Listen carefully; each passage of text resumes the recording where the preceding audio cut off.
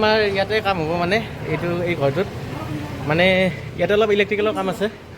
এই ইনভাৰ্টাৰটো আমি হোল্ড কৰি কিনে সিফালে লৈ যাম। এই বৰ্ডখন চেঞ্জ হ'ব মানে ৱালৰ কালাৰৰ লগত মিলিব ইয়াতে। আৰু মালিক আছে মেনেজাৰ, এই মিস্ত্ৰী ভাই।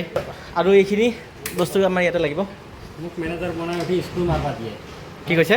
মোক মেনেজাৰ বনাই উঠি স্ক্ৰু মাৰবা দিছে। উপায় নাই মানে এই বস্তুখিনি ইয়াতে আমাৰ লাইটো লাগিব, ষ্ট্ৰিপ লাইট লাগিব। কেনেকৈ কাম কৰে আপোনালোক দেখাই থাকিম আৰু ইনভাৰ্টাৰটো আমাৰ ইয়াতে লাগিব।